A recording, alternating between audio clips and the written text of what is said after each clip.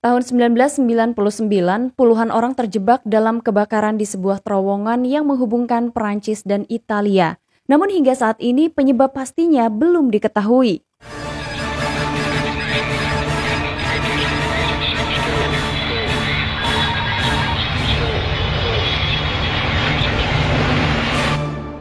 Assalamualaikum warahmatullahi wabarakatuh. Hai, hello Delvers, ketemu lagi sama aku Tamara Delv. Di video kali ini sejarah mengenai tragedi di terowongan Mont Blanc akan dibahas. Sedikit kisah mengenai pembangunan terowongan Mont Blanc. Gagasan terowongan yang melalui pegunungan Alpen ini diserahkan ke Parlemen Italia pada tahun 1907. Namun karena adanya dua perang dunia yang membuat dunia kacau, sehingga kemudian proyek ini sempat terhenti. Rencana mengenai pembuatan terowongan Mont Blanc ini kemudian diteruskan di tahun 1950-an. Saat itu banyak pihak yang menganggap bahwa proyek ini adalah proyek yang sangat ambisius. Kemudian selanjutnya pada tahun 1959, konstruksi awal pembangunan dari terowongan Mont Blanc ini mulai dilaksanakan. Terowongan ini akan menghubungkan Chamonix di Prancis dengan Courmayeur di Italia. Dua organisasi atau dua operator dibentuk yang bertanggung jawab untuk melakukan pembangunan pada terowongan di sisi Prancis dan juga Italia. ATMB merupakan operator dari Prancis dan SITMB adalah operator dari Italia.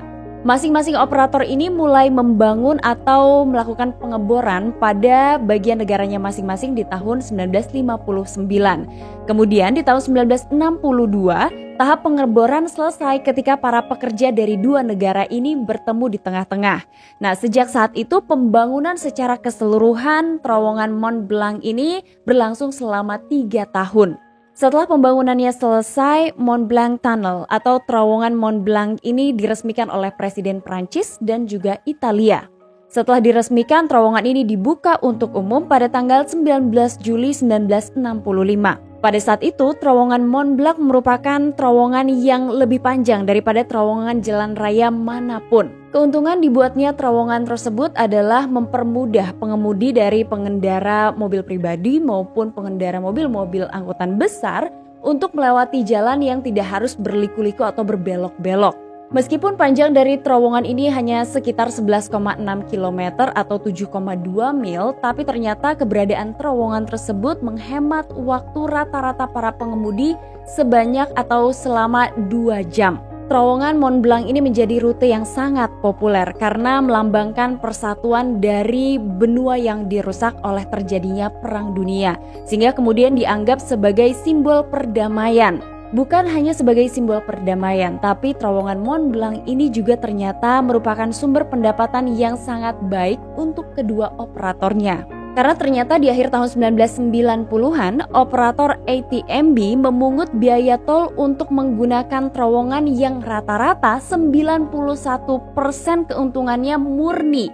Karena saat itu mereka memperbolehkan kendaraan-kendaraan besar seperti truk pengangkut barang untuk melintasi terowongan tersebut tanpa mempertimbangkan faktor keselamatan, yaitu salah satunya adalah mengatur jarak pandang antar kendaraan. Kemudian dari perspektif Italia, terowongan Mont Blanc juga sangat menguntungkan karena bertanggung jawab untuk lalu lintas pengantaran barang dari Italia ke Eropa Utara. Selama tahun 1990, tindakan keselamatan telah diperkenalkan di wilayah terowongan Mont Blanc, seperti dipasangnya kamera CCTV, kemudian juga ditaruh beberapa alat pemadam kebakaran dan juga ditaruh detektor asap ataupun detektor api.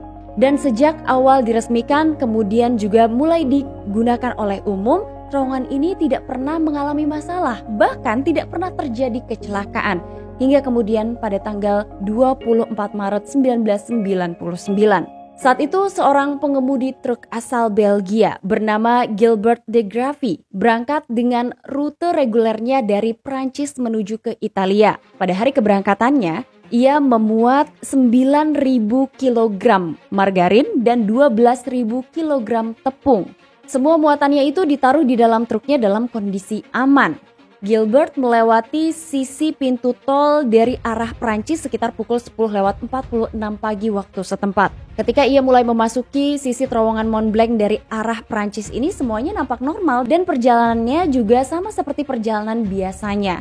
Hingga kemudian sekitar pukul 10:49 pagi waktu setempat, ia cukup aneh setelah beberapa mobil yang datang dari arah berlawanan ini menyalakan lampu.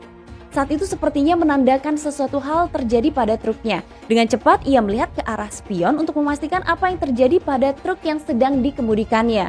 Ia kemudian melihat adanya asap putih dari bagian belakang truk. Karena ia hanya melihat asap putih yang tipis dari belakang truknya, ia merasa bahwa asap itu bukanlah sebuah kondisi darurat, sehingga Gilbert tetap melanjutkan perjalanannya menuju ke Italia. Kemudian pada pukul 10:53 pagi waktu setempat, ketika truk milik Gilbert itu sudah melewati terowongan sejauh 6 km menuju ke Italia, tiba-tiba saja Gilbert menghentikan laju truknya. Kemudian Gilbert turun dari truknya untuk memeriksa kondisi truk yang dibawanya.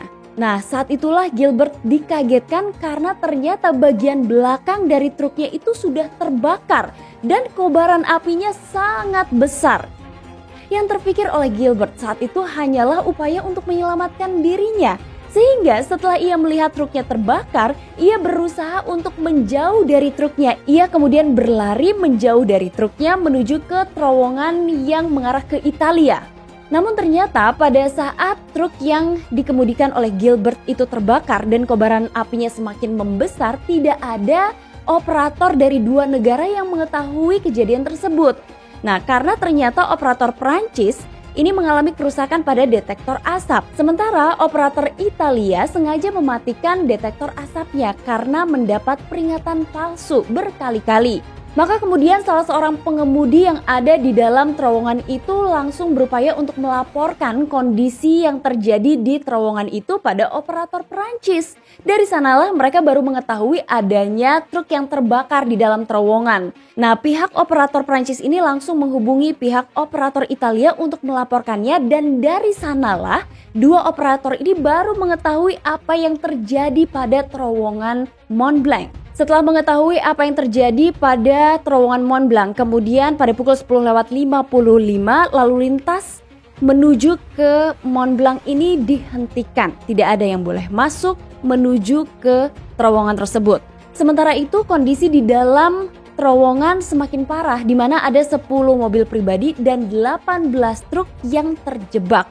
Nah, mobil-mobil kecil lainnya yang memiliki jarak untuk memutar balik, mereka memilih untuk memutar balik dan kembali ke arah terowongan Prancis. Tapi hal itu tidak bisa dilakukan oleh mobil-mobil dengan ukuran besar karena mereka tidak memiliki jarak yang cukup untuk memutar kendaraannya. Pada pukul 10:57 siang waktu setempat, muatan margarin yang berada di truk milik Gilbert ini justru menjadi bahan bakar bagi kobaran api yang sedang melalap truk tersebut. Sehingga 1/10 dari terowongan tersebut sudah mulai terisi dengan kobaran api dan asap yang hitam pekat. Sulit dibayangkan bagaimana kondisi di terowongan sempit dengan keadaan asap yang terus membumbung dan kobaran api yang membesar. Nah, pada saat proses terbakarnya truk milik Gilbert ini barulah ketika operator dari Prancis dan Italia mengaktifkan kembali CCTV dan mereka memantau bagaimana kondisi di sana, mereka baru memahami bagaimana parahnya kondisi di terowongan tersebut. 2 truk pemadam kebakaran dari kota Chamonix merespon saat diinformasikan adanya kebakaran di terowongan Mont Blanc. Saat itu mereka langsung menuju ke terowongan tersebut. Namun karena kondisi di terowongan itu sulit untuk dijangkau oleh para pemadam kebakaran yang membawa truk, karena saat itu ada beberapa mobil yang menghalangi laju dari mobil pemadam kebakaran, sehingga para pemadam kebakaran ini harus turun dari truknya, meninggalkan truknya, dan hanya bisa membawa alat pemadam kebakaran seadanya. Namun ternyata ketika para petugas ini masuk ke dalam terowongan, api sudah berkobar dengan sangat besar, asap hitam pekat juga menghalangi pemandangan mereka, sehingga yang bisa dilakukan oleh para pemadam kebakaran ini adalah berupaya untuk melindungi diri mereka masing-masing di bilik-bilik keselamatan. Mereka hanya bisa menunggu di sana. Menurut kesaksian para pemadam kebakaran yang sempat menyelamatkan diri ke bilik pemadam kebakaran, mereka mengatakan dapat mendengar ketika bahan bakar dari beberapa mobil itu bocor. Kemudian mereka juga mendengar ledakan dari ban dan juga ledakan tangki bahan bakar mobil. Sekitar pukul 11:11 siang waktu setempat, pemadam kebakaran dari Italia menuju ke terowongan Mont Blanc dan mereka berupaya untuk melakukan penyelamatan. Tapi tidak banyak yang bisa dilakukan oleh mereka mengingat kondisi dari terowongan itu sudah semakin parah. Mereka hanya mencoba untuk menjangkau para pemadam kebakaran yang sebelumnya telah masuk dan mencoba untuk menyelamatkan mereka. Pada saat kondisi terowongan sudah benar-benar kacau, salah seorang satpam dari ruang kontrol Italia bernama Pierluca Tinazzi langsung mengarahkan motornya menuju ke terowongan Mont Blanc. Ia kemudian mencoba untuk menyelamatkan seorang pengemudi truk yang sudah tidak sadarkan diri. Namun ketika ia mencoba untuk menyelamatkan pengemudi truk tersebut, ia masih sempat berkomunikasi dengan ruang kontrol Italia. Beberapa saat setelahnya tidak ada komunikasi lagi dan diketahui 2 orang tersebut justru menjadi korban dari tragedi terbakarnya truk di terowongan Mont Blanc. Dalam upaya untuk membantu orang-orang yang terjebak di dalam terowongan Mont Blanc, pihak dari Italia ini memompa udara segar ke dalam terowongan, berharap untuk menetralkan asap.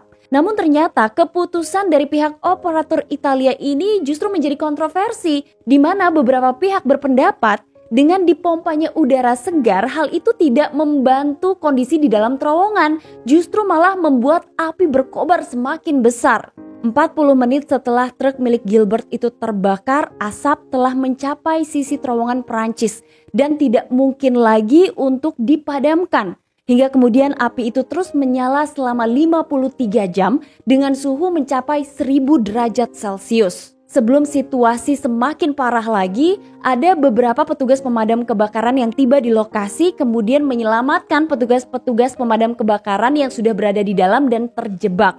Nah, ketika para petugas pemadam kebakaran yang sudah ada di dalam ini diselamatkan, mereka dikeluarkan dalam kondisi luka-luka. Bahkan 1 orang dinyatakan meninggal dunia. Total ada 29 orang yang meninggal akibat terjebak di dalam mobilnya masing-masing dan 9 orang lainnya dinyatakan meninggal dalam upaya untuk menyelamatkan diri mereka masing-masing. Ketika dilakukan investigasi oleh Biro Investigasi Transportasi Darat Prancis, mereka tidak bisa mengungkap dari mana sumber api itu awalnya berasal. Tapi sebenarnya ada teori yang paling keras terdengar, di mana kemungkinan ada seorang pengendara dari kendaraannya yang melemparkan rokok ke arah jalanan. Tapi kemudian rokok itu ternyata masuk ke mesin dari truk yang sedang dikemudikan oleh Gilbert. Hingga kemudian akhirnya kebakaran besar terjadi. Tapi sebenarnya teori apapun yang terdengar tidak dapat mengungkap penyebab dari kebakaran truk Volvo yang dikendarai oleh Gilbert. Akibat dari tragedi tersebut, maka kemudian kepala keamanan terowongan dinyatakan bersalah dan dijatuhi hukuman 6 bulan penjara. Kemudian mantan presiden perusahaan Prancis yang mengoperasikan terowongan juga dihukum dan menerima hukuman penjara yang ditangguhkan selama 2 tahun dan juga harus membayar denda sebesar 18.000 US dollar. Sementara itu, pengemudi truk Volvo yang bernama Gilbert de Gravy menerima hukuman percobaan selama 4 bulan. 7 orang lainnya termasuk kepala keamanan terowongan Italia menerima penangguhan hukuman dan juga denda. Kemudian ada 3 perusahaan yang masing-masing didenda hingga 180.000 US dollar. Di antaranya adalah operator dari 2 negara yaitu Prancis dan juga Italia.